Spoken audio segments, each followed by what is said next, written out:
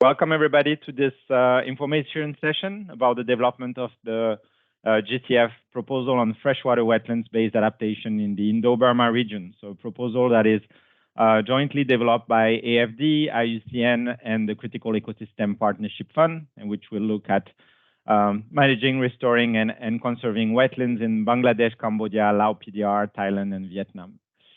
Today we'll have a very short session, just an hour, which is an information session, not yet a full consultation session. We'll have the opportunity to engage with you through other online meetings, but also through the field and in-country mission that we're planning next month and in December. So today the objective is really to provide a quick overview of what this project is about, what the concept note is about, the concept note that has been approved by the GCF. So you get I would say the basic information of about the project.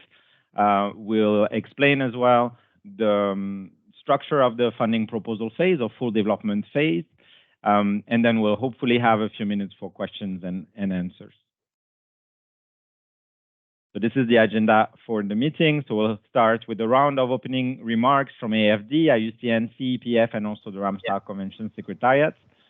And then we'll have a short presentation of the project as per the concept note approved by the GCF. Then a presentation of the funding proposal phase with key dates and key deliverables, so you have a bit of an idea of the schedule we're working with.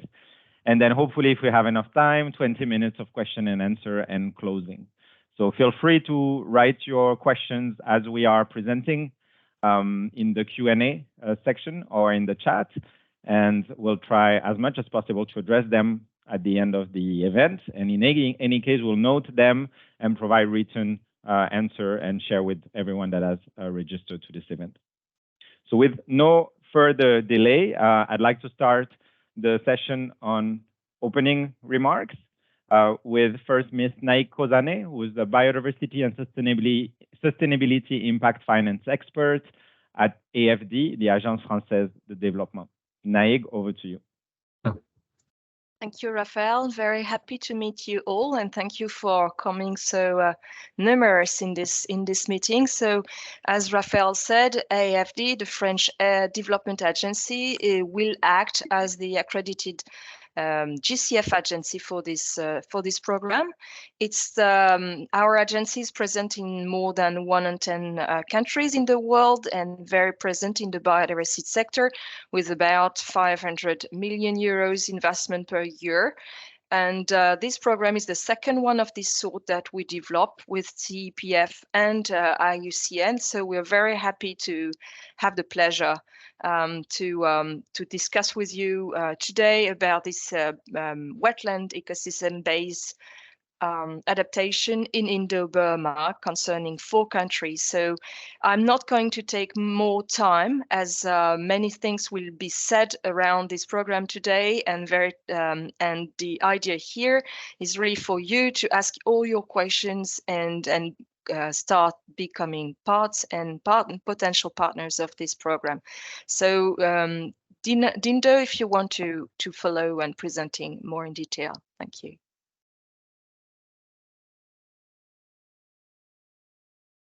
Can I go ahead, Raphael? Sorry, go ahead, Dindo. Thank you. IUCN. Thank you. And to my fellow speakers, Ms. Naik Kozane, Jack Tordorf, and Mr. Biomsik, and to all the participants today. We at IUCN, of course, we're very, very proud to host this information session for non-government partners for this proposed GCF project on freshwater wetlands-based adaptation in the Indo-Burma. As technical partner of this project, IUCN is simply continuing our long-standing programmatic collaboration with AFD and CEPF. You would recall it was in 2020 when this initial discussion for the project started with AFD as part of the France-IUCN cooperation framework. We then decided to focus on NBS, and then we also want to build on years of IUCN work on wetlands conservation in Asia. And many of you joining today come from organizations which, in fact, were partners in this earlier IUCN regional and national projects. And together, we successfully documented, assessed, and demonstrated the value of wetland ecosystems in tackling climate adaptation.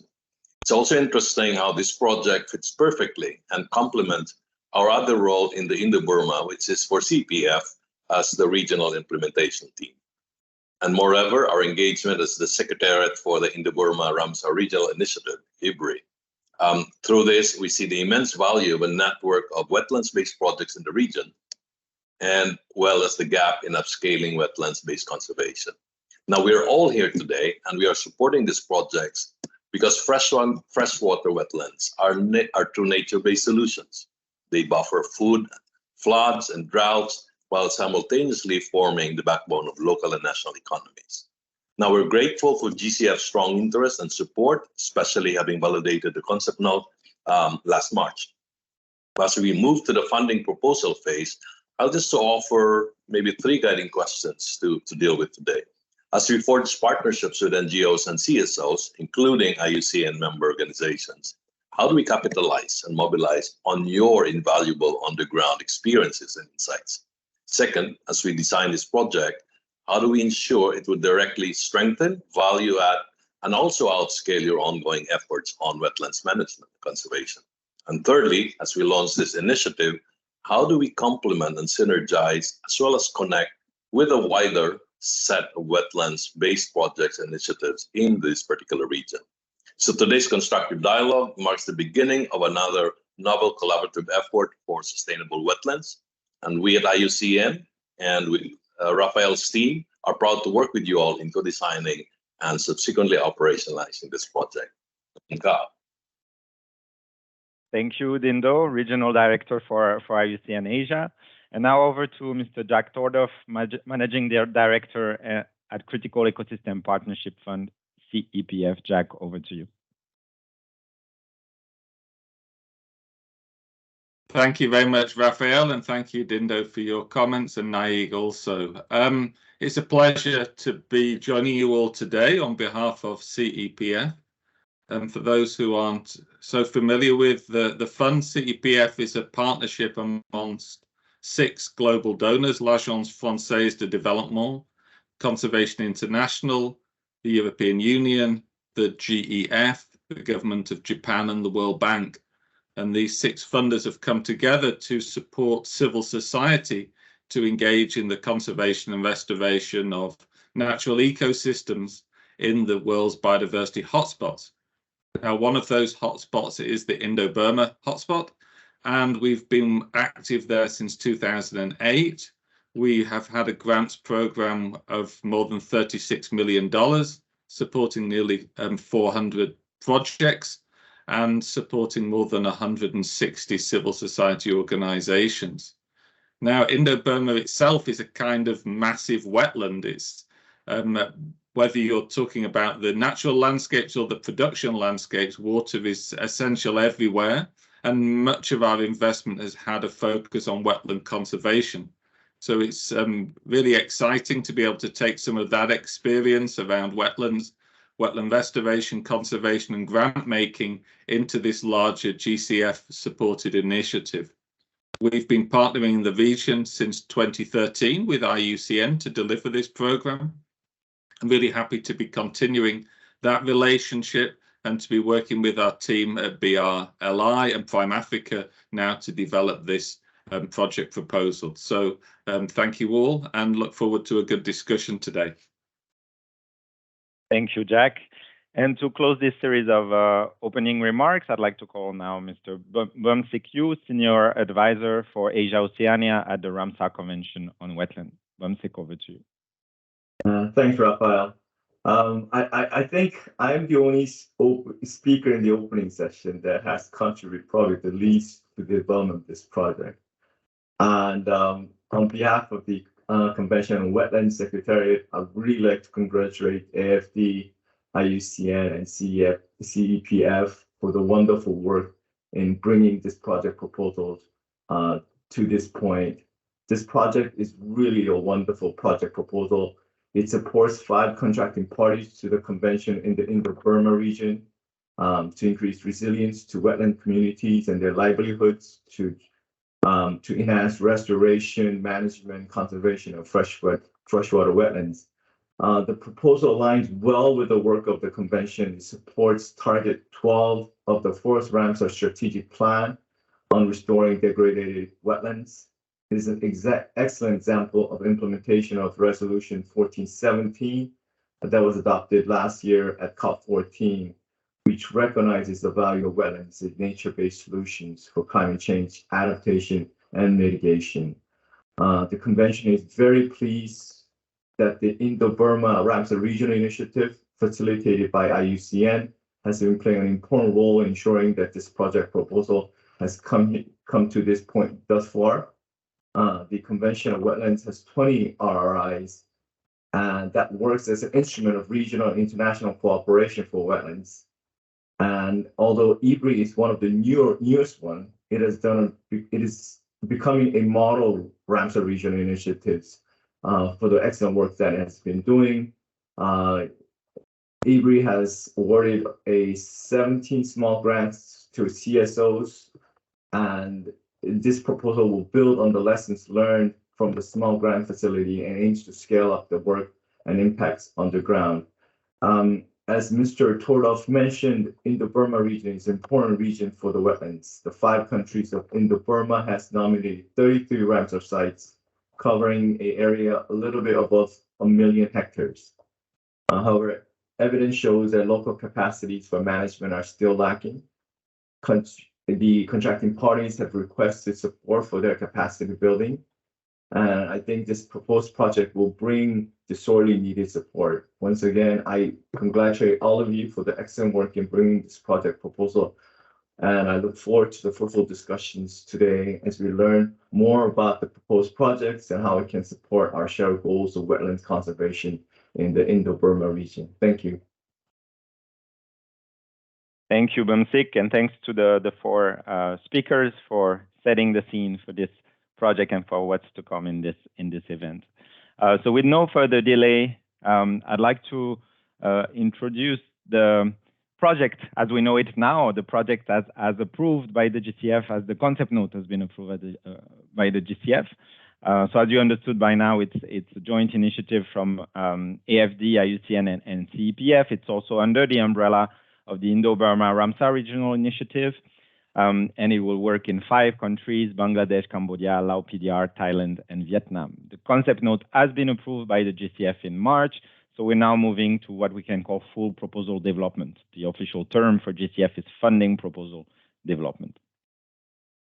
I think the 4 speakers already emphasized on the importance of wetland in the region, and most of you are from the region or working in the region, so you know that well. We're really in a wetlands region with a large number and large diversity of freshwater wetlands, which is the focus of this program. If we look at the area of freshwater wetlands in Bangladesh, looking at Sylhet region, Meghna Basin area, Cambodia, Lao PDR, Thailand, and Viet Nam, we're around 2.3 million hectares, which is of course significant nationally, regionally, and of course globally. What is very specific in this region is the high dependency of local communities, but also countries and economies at scale to the services provided by wetlands. Wetlands are supporting foods through some of the largest freshwater or inland fisheries in the world, of course, the production of rice and other wetlands-dependent type of agriculture. And we've been seeing also the immense importance of wetlands in terms of buffering the impact of climate change, namely flood, drought, and also providing support to groundwater recharge. Finally, but not the last and not least, those wetlands are also sanctuaries for biodiversity for a number of species that are on the threatened list of species of IUCN, the red list. A number of them are critically endangered. You'll see some pictures of Siamese crocodile, Irrawaddy dolphin, Sarus crane, which are all species highly dependent on wetlands and that we need to protect. We're also in a region that is very climate prone, and I'm sure everyone is aware of that, with, for example, Bangladesh, Thailand, and Vietnam that are among the top 10 countries most affected by extreme weather events in the last 2 decades. If we look at the climate projection, we identify similarities between the countries with dry season that is progressively becoming longer and drier, shorter wet season with very violent rainfall events that leads to flash floods. So we looked at historical data, we looked at projection, there's really these commonalities and this similar pattern in the 5 countries that we're looking at. This is confirmed as well by a number of assessments, field assessment that maybe some of you have led, and IUCN with partners like WWT, BirdLife, and others have also conducted a vulnerability assessment in some of the largest wetlands in the region, which really confirms the trend presented by the climate projections. So looking at that, we played a little bit with GIS and different layers to identify where are the wetlands that are the most threatened by climate change and by desiccation, where wetlands are lacking water, disappearing, and their services in terms of adaptation are also decreasing. So we looked at historical data on soil moisture, where the soil is becoming drier in the region. We looked at climate projection, and we of course look at GIS layers of the most important wetlands and significant wetlands in the region. We pre-identified 18 wetlands landscape in the region. I won't go into too much detail because that's really a part of the feasibility and the full proposal development to validate those landscapes. But basically, we're looking at the upper Meghna Basin in Bangladesh, the Howrah region for Bangladeshi in the room, with very large wetlands, a large network of very large wetlands, so large area of lakes and other type of wetlands. We're looking also, of course, at the Tonle Sap, the Ramsar sites around the Tonle Sap and the Tonle Sap itself, the freshwater part of the Mekong Delta, some parts of the Mekong itself in Vientiane, in Laos, around Vientiane, and also around Pak Se, and some sites in central Viet Nam. So those are some of the sites that we are still assessing and validating. The selection will look, of course, at the vulnerability of those wetlands to climate change, but also a human dependence on wetland ecosystem. We want sites that are supporting people, where the linkage between people resilience and wetlands resilience is very high, where, of course, as I said, the ecosystem functions are under climatic pressure, and when there's no significant adaptation approaches or adaptation that would benefit from additional support. This is a bit the climate issue that we intend to tackle through this program. So as I said, climate change brings longer and drier dry season, shorter and more violent wet season. All this leads to a change in water availability with an overall decrease, which of course impact wetlands. This impact on wetlands has 2 consequences: a direct consequence on livelihoods, agriculture, fisheries. We all have been interacting, I believe, with farmers close to wetlands that are now regularly losing their rice production because of flash flood or because of drought. This degradation also impacts a number of other services from wetlands. So, of course, biodiversity, loss of carbon storage capacity, reduced water supply, and so on. We cannot blame it all on climate, and this is a bit of a perfect storm between climate driver and human causes led by land use changes, water infrastructure, pollution, invasive species, and others.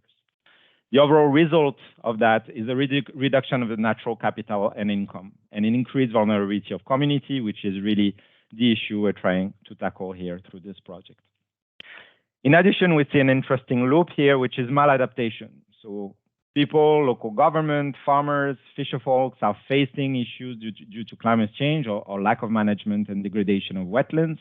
They're trying to adapt at their level, but often don't have all information or guidance to develop long-term strategies on adaptation. As a result, we often see that the adaptation strategies are short-term, can provide benefits in the short term, but often are only increasing the issue.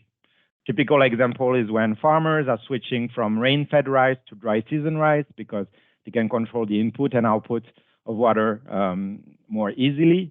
But this has an impact as pumping water during dry season in wetlands only increase the degradation of wetlands. So this program identified the climate issue, human-induced issue, as well as principal barriers. I won't go into much detail. It's all in the concept note. But there's still a lack of information for government to take decisions on wetlands management and conservation. So lack of understanding on ecosystem values, insufficient to really influence decision. Some barriers in terms of capacities. Government have limited experience co-managing wetlands with local communities and CSOs to ensure climate adaptation. We often see CSO-driven projects, government-led projects, but hardly joint mechanism and inclusive mechanisms in terms of managing wetlands. Some institutional barriers as well. Poorly developed value chains to support, for example, flood-friendly crops and capture fisheries, maintaining wetland functions, financial barriers as well, with limited government funding for wetlands management. This project is also, and I think our speakers explained that, is also building on already a large number of projects on wetlands that are maybe not at that scale, but are very important locally or nationally. And lessons learned are being captured and integrated in the design of this program. So what we've learned at IUCN through the implementation of wetlands projects is that the CSO community is key in terms of really developing innovative ways to manage, restore, and conserve wetlands. There's some grant mechanisms, some type of support, but there's still an unoccupied niche for larger and more permanent granting mechanisms. In terms of value chain, wetlands-based value chain, they're still weak, but they're developing rapidly in the region, particularly in Cambodia, Viet Nam, and Thailand, with a huge role from local university, but also CSOs in identifying, again, innovative way to really build business cases on wetlands. So there's a huge scope for transboundary cooperation as well on this business approach.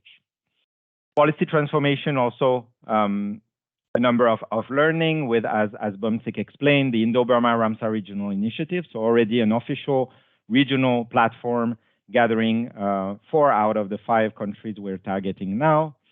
And its aim is really sharing messages, sharing experience, and developing regional guidelines to harmonize policy, management, and other approaches around wetlands.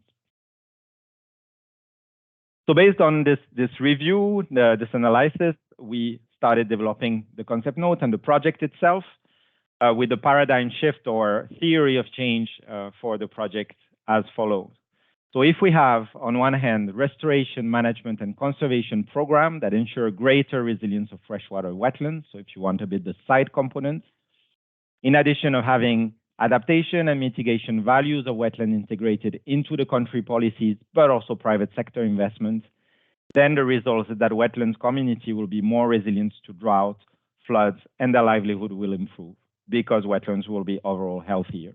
So a bit long, but basically the story is that we need to have a large-scale mechanism to restore wetlands, integrate the value of wetlands within policies, investment plan, help the private sector transitioning to more wetland-friendly practices, and all that will result in wetlands being conserved, managed, restored at scale, and providing adaptation services to communities. Some of the cross-cutting approaches proposed by the program is really to build on the role of civil societies, local knowledge, local rights, promote co-management of wetlands across the program, and also, of course, a strong focus on farming and fishing smallholders, the poorest and most vulnerable stakeholder groups. So to do so, we structure our program around 3 outcomes. The first outcome is really the site-based outcome, I would say, where we will improve management, restoration, and conservation of priority freshwater wetlands in the region to maintain and enhance adaptation services. The second component look at business and private sector.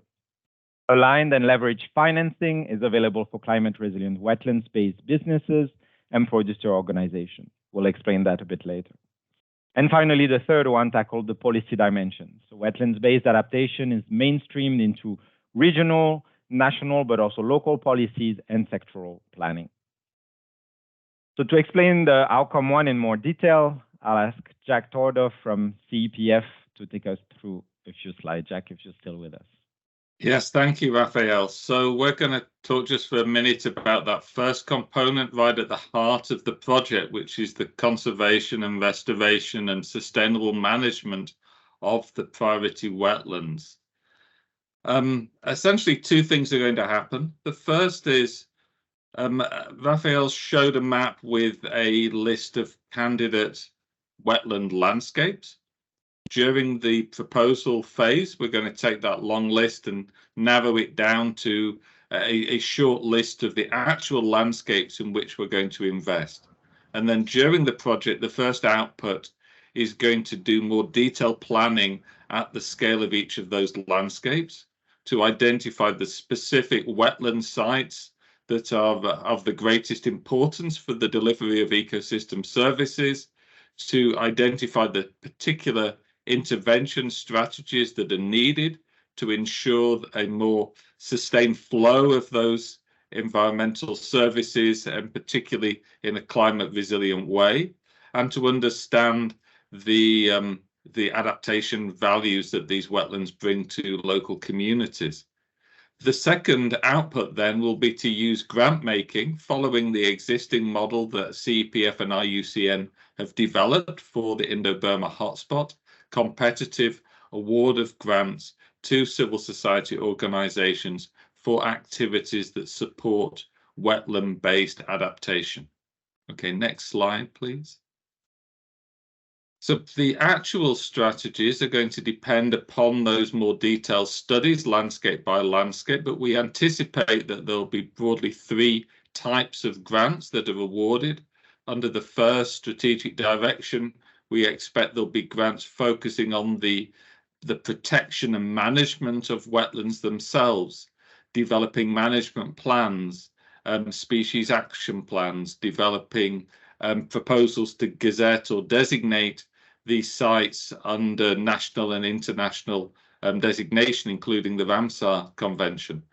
Under the second strategic direction, then there will be activities led by civil society, but working with local government, working with communities and private sector actors to restore wetland connectivity and functionality. These could be all kinds of activities, but include some physical engineering works to remove barriers to water flow, to reopen wetlands, to deal with invasive species, to restore wetland vegetation.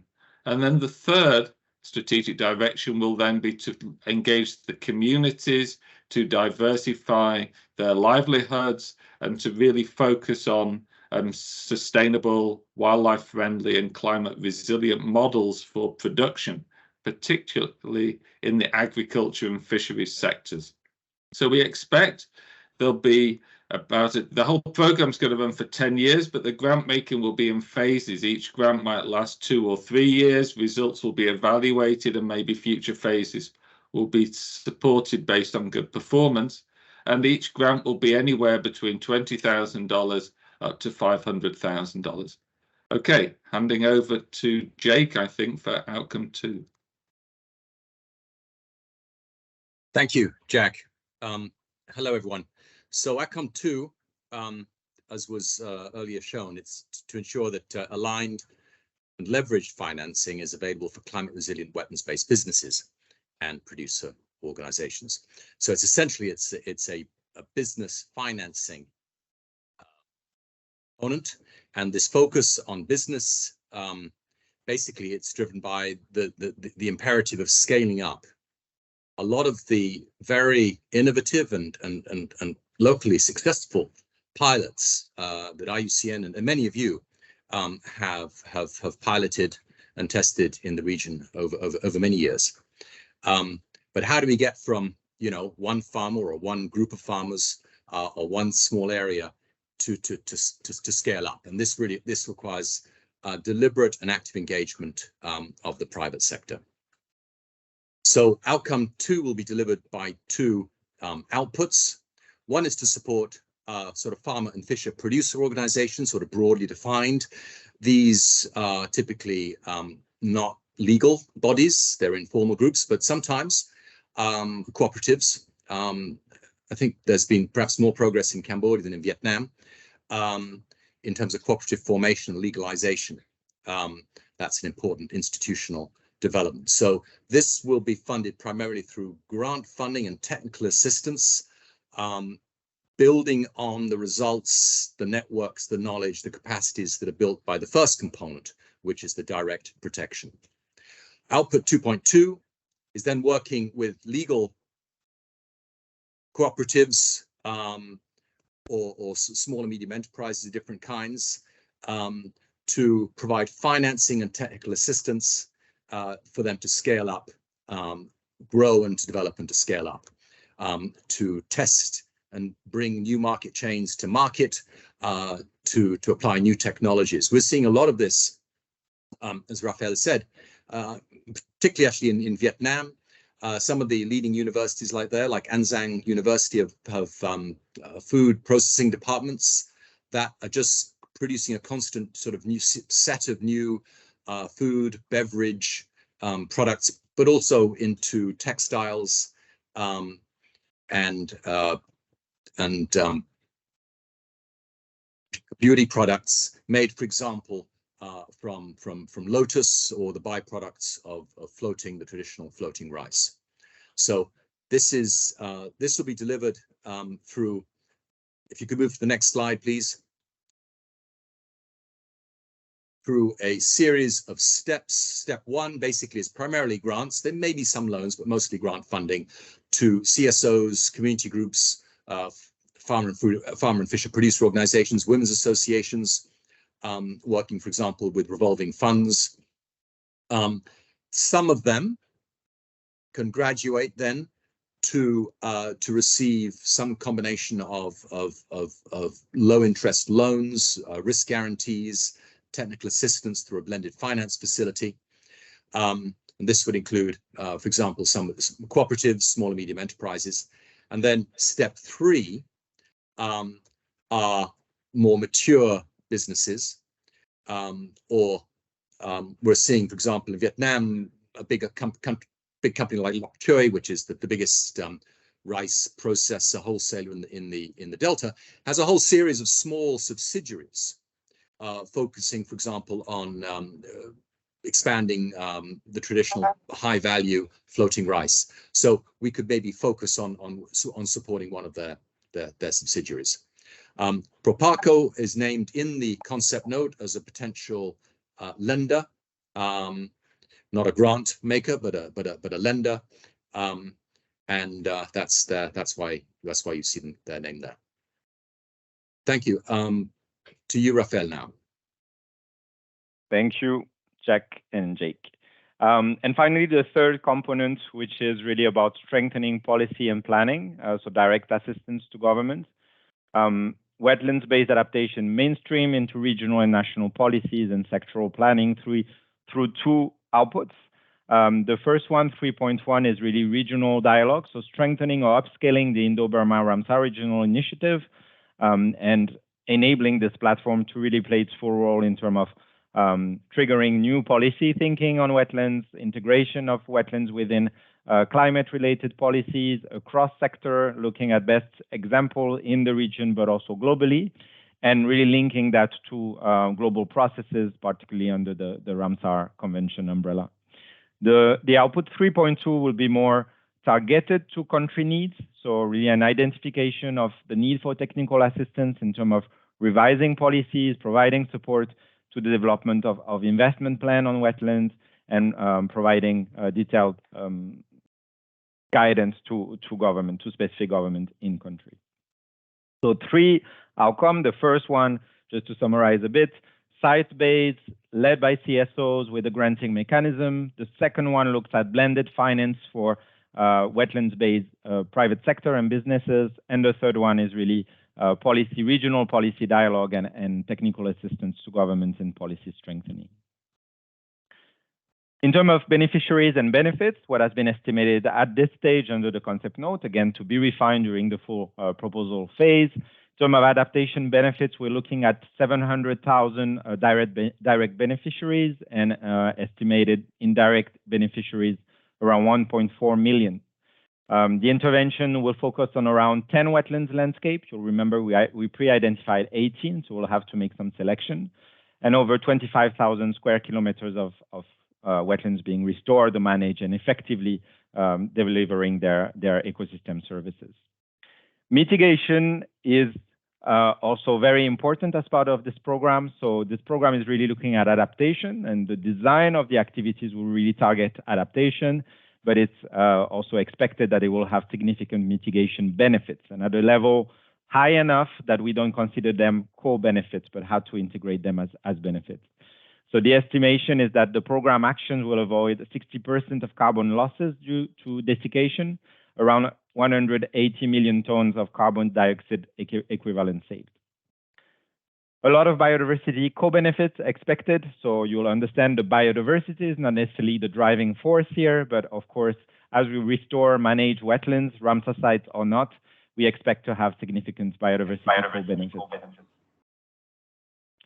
This is the implementation arrangement. Oops, someone is muted. Great. This is the implementation arrangement as currently proposed to be discussed with stakeholders, particularly government.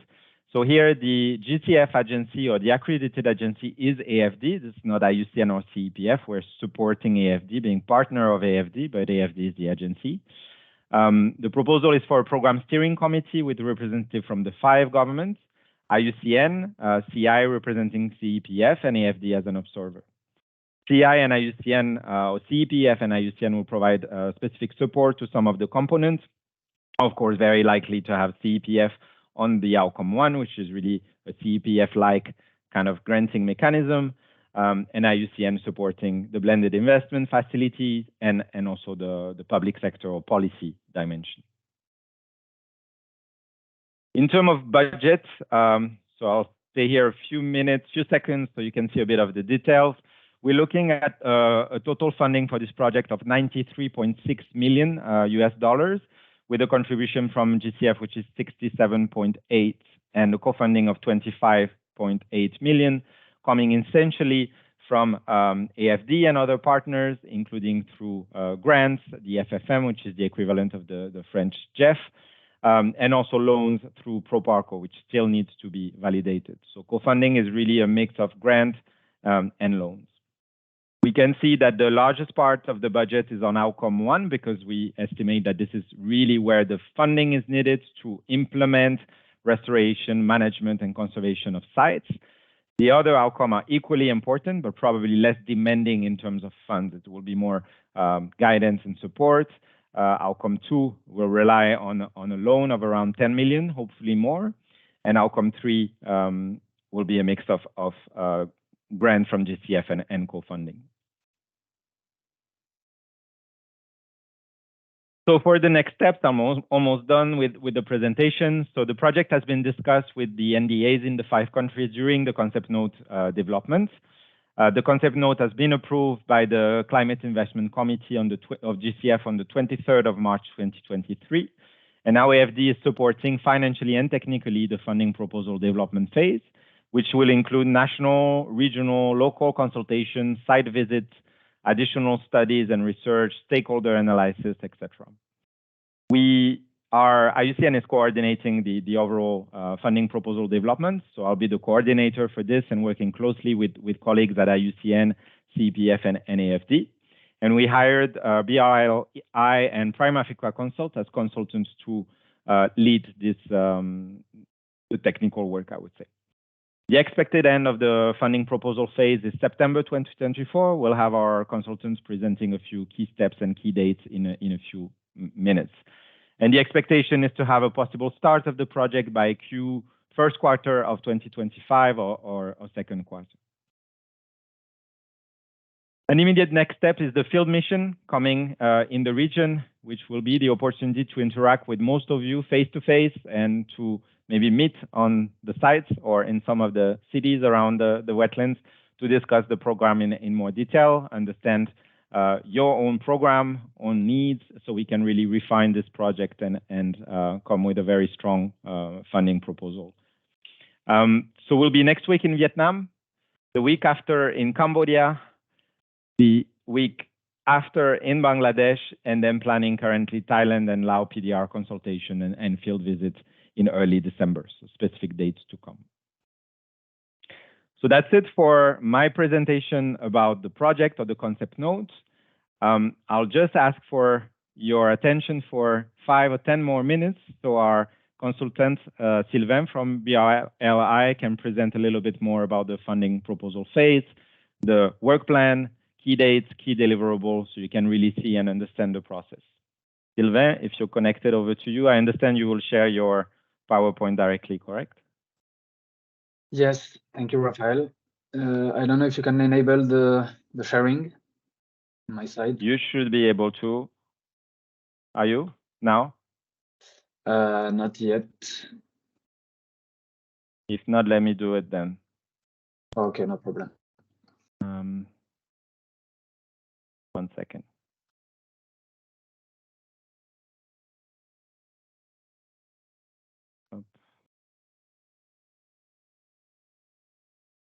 Yes, great. All right. Missing the title slide, but I think we're fine. Can you see it?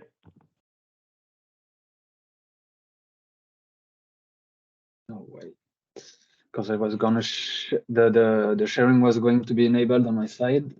All right.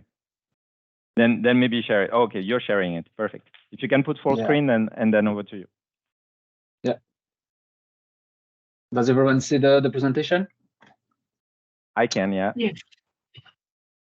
Okay, so hello everyone, I'm Sylvain Laurent, agronomist and water management expert at BRL Ingénierie. So BRL Ingénierie is the consultancy firm, as Raphael said, that would be leading the development of the funding proposal together with Prime Africa consultants. So I will briefly present our team. So on the BRL side, we have 4 leading experts comprised of Clément Bali, who will be the team leader, who is the ecosystem-based adaptation expert. Then we have Loïc Trébarol, which is our wetland hydrology and biodiversity conservation expert. Hélène Bovy, who will be the lead on IUCN and GCF safeguards elements for this funding proposal. And myself, Sylvain Laurent, I will be the carbon footprint assessment expert, and also I will be the technical focal point for this funding proposal development. During the study, we'll be coordinating, of course, we'll be guided, by IUCN team and AFD, and together with the CEPF. And we also work closely with the local teams from IUCN in each country targeted by the program.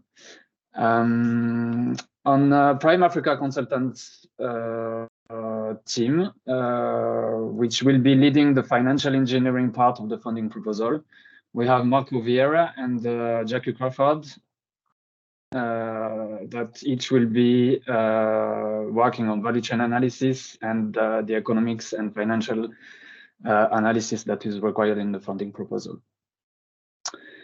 Considering the deliverables and the key dates, so we are now closing the inception phase and entering the first trip report phase that will be the occasion to perform the consultation stakeholder analysis.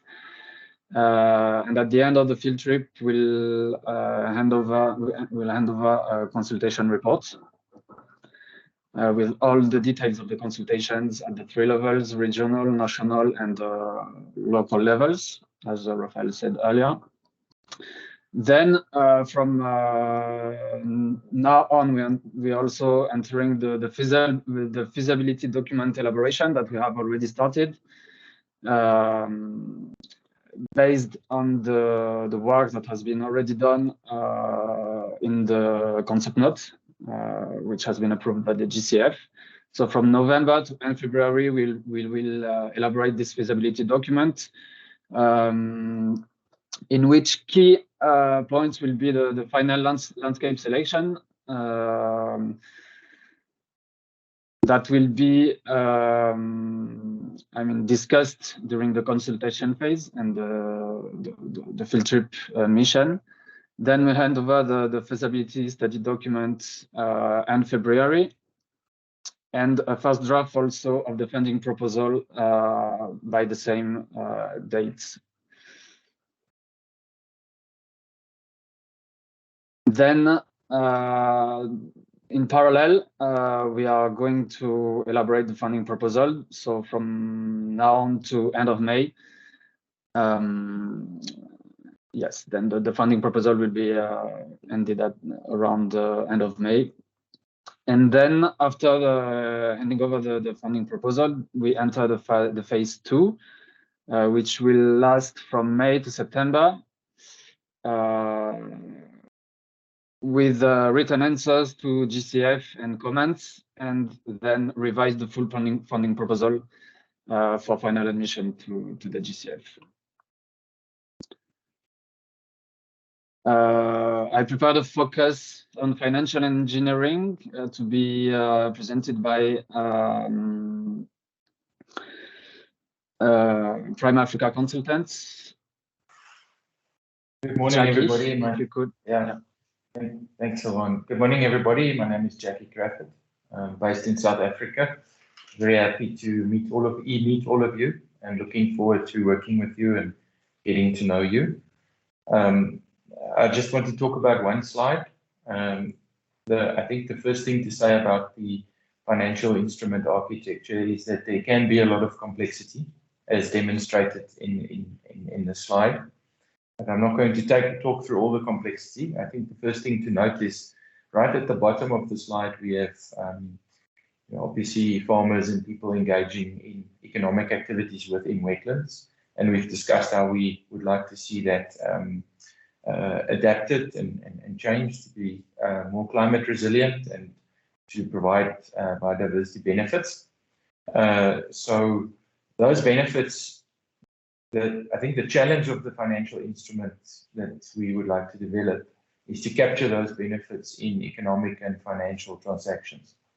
And this will be done through working through cooperatives. I think the institutional formalization that Jake referred to, and then also through established and current actors in the respective value chains. And then the key challenge then is, and those are those three blocks, the white and the blue and the yellow that you see there, that represents the various financial institutions.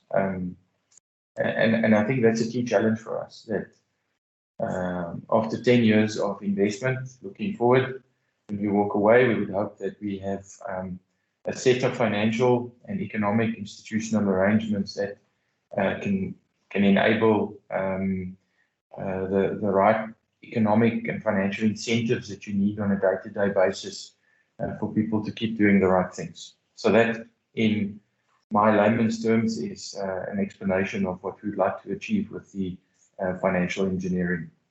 Thank you very much. I think there might be one more slide, Sylvain, but maybe not. You have another slide, but I don't know.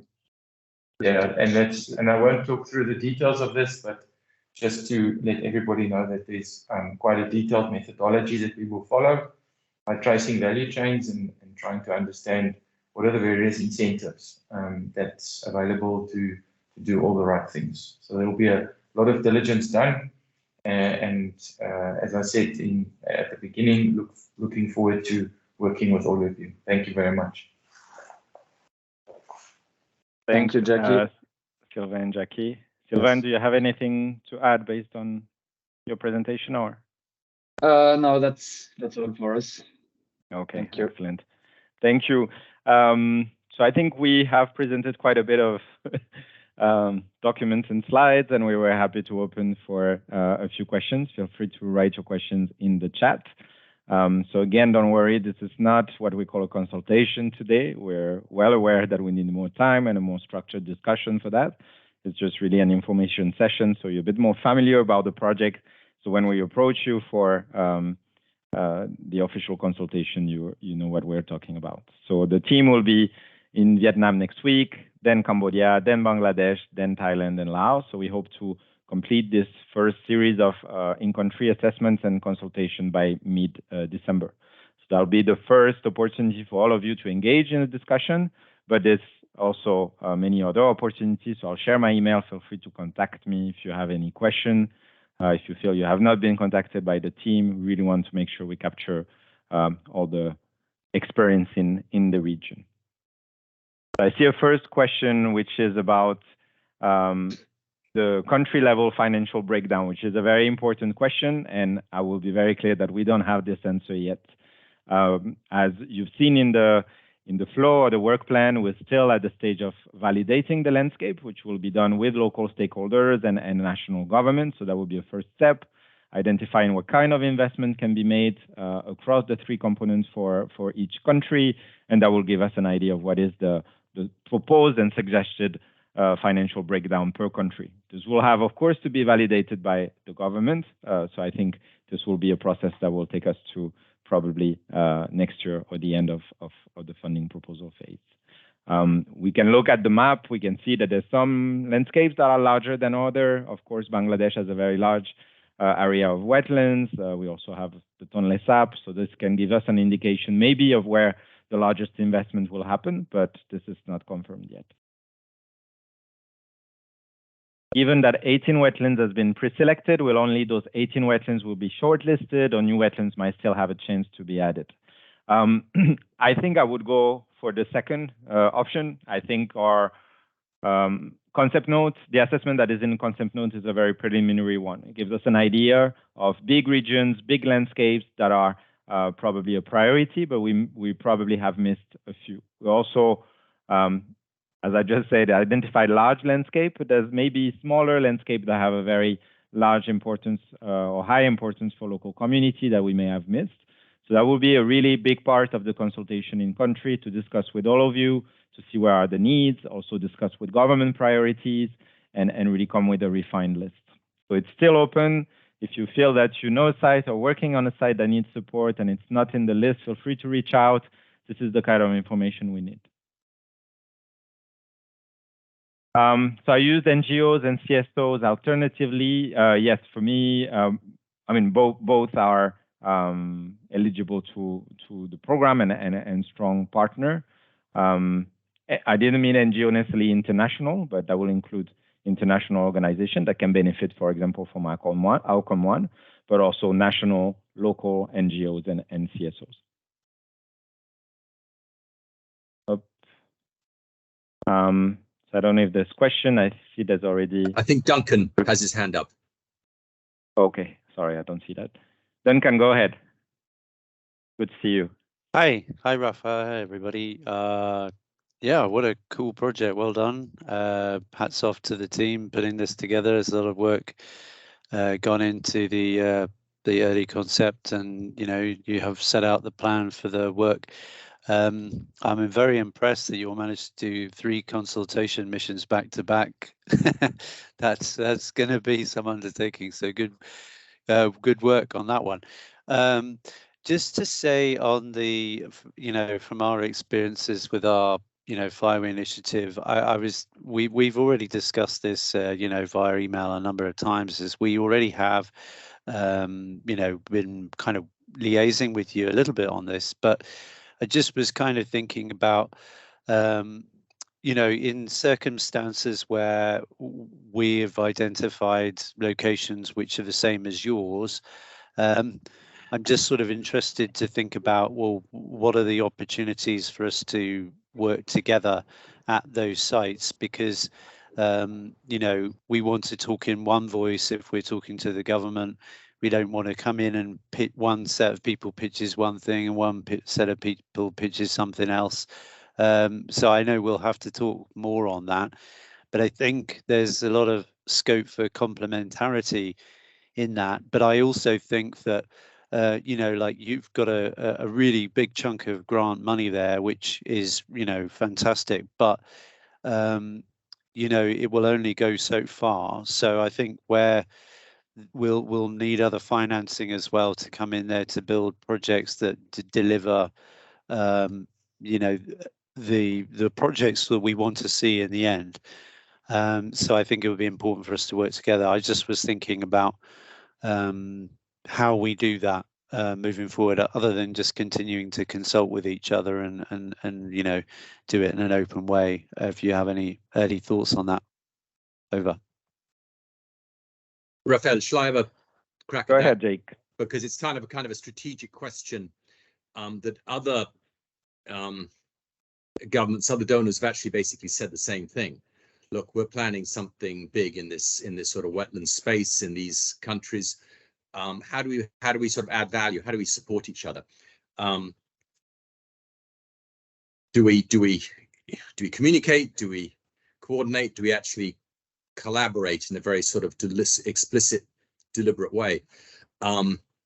And I think that's where we need to get to, for the reasons you point out. We need, you know, common messages, clear messages to governments, development partners.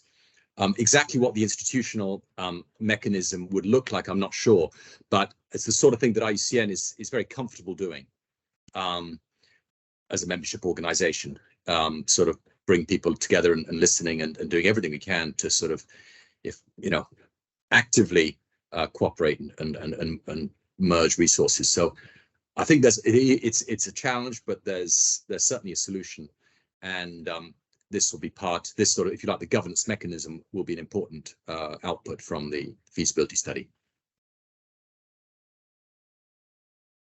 Gary, I see you have your hand raised. Just to say, yeah, I agree with that. I think we'll need to formalize cooperation at one point to make sure that we have, you know, jointly developed investment plan when we're looking at the same landscape. But I see that as a great opportunity to not only scale up wetlands conservation, but really to move to a much, much larger scale. If we have this GCF, GRFI, I think UNDP, Bangladesh is also mentioning their projects on some of the wetlands in the country. So, you know, this project is really here to connect, adapt also based on the needs, and really add value instead of overlap. So what is the format for cooperation? I think we will have to invent it. But I think we've been interacting a lot. We work well together, so I don't see any issue. Go ahead, Gary, sorry. I was going to say something similar to what you just said, actually. Just to echo what Duncan was saying, congratulations. It's a fantastic piece of work putting this together, and great to see everyone on this call. And yeah, looking forward to collaborating with you. For those people that don't know, I've just finished being the chief of party on the existing technical advisory for the Asian Development Bank. Vina is taking over from me, who I think is on the call. But just to say, from the experience we've had thus far, what you're bringing forward is very closely dovetails with what we've been doing with working with Duncan and ADB. And as you say, Jake, this has got to be a collaboration, and we need to put the pieces of the jigsaw together in the right way. And I'm sitting in Dakar. I'm actually not working in Bangladesh per se, but can see immediately that what we've got from our initial engagements with government, where the ADB style investment.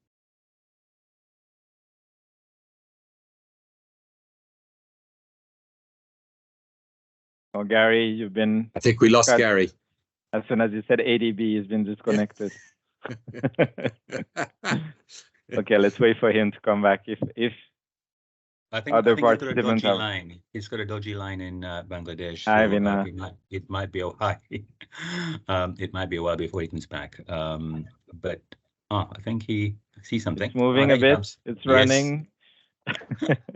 Go ahead. Okay, great. I've no idea. We lost you at ADB. The power's gone out here, so I've no idea how I'm talking to you. But anyway, so yeah, I was just saying, it'd be great to put the pieces of the jigsaw together and hear, what you're proposing in Bangladesh to work in the, the wetlands in the north of the country, and the guidance from the government on the IDB project is that we focus on Sundarban and Sanadia Island in the south. So the piece, the pieces come together perfectly here, and I think as long as we can make sure that we, just as you were saying, Raphael, we speak with one voice in a joined up way with the major stakeholders in country, so that people don't get confused on both sides or on three sides, then we must make sure we do that. But I don't see that being a problem. We've, as you say, Raphael, we've invented lots of mechanisms to do these sorts of things before, and I'm sure we can cook up something that will work really well in this instance as well. I think it's a great opportunity to join up the pieces and make a whole that's greater than the sum of the parts. So look forward to collaborating on that. Thanks. Thanks, Gary. I don't see any other question. Yes, one. Have you selected any designated wetlands? So that, as I explained, we're not yet with the final lists. We have regions, big landscapes, and we'll refine that. Elements helping us refine is, of course, the science, where there's a need for adaptation, where there's a need for support to wetlands communities, also government priorities, also the presence of other projects to make sure that the funding is invested in the best possible way. So we'll have that hopefully. I think Sylvain presented the overall work plan. Early January, we should have a much more refined list of sites, which of course we'll discuss with you in advance to make sure that it's all aligned, including with RFI and other large projects. Any other question or comments, or maybe comments from my colleagues from CEPF, IUCN, AFD? I'll just make one point, Raphael, on the collaboration with ADB, Regional Flyways Initiative, and other big initiatives. Several have been mentioned in the chat. There's an opportunity, obviously, to align at the high level during this design phase, but even during implementation, as I'd mentioned, for output one, we will be developing these plans at the landscape scale. And for some of these landscapes, they are enormous, particularly Sylhet in Bangladesh and the Tonle Sap in Cambodia. They can absorb a huge amount of investment. So a lot of the alignment can happen at quite a fine resolution, actually during the implementation as well. I think what's important to focus on during the planning phase isn't so much geographies, but some of the mechanisms by which consultation can happen, and particularly be coordinated with the government partners. Thanks, Jack. I think Udom Sai has his hand raised. Hi, Udom Sai from WCS.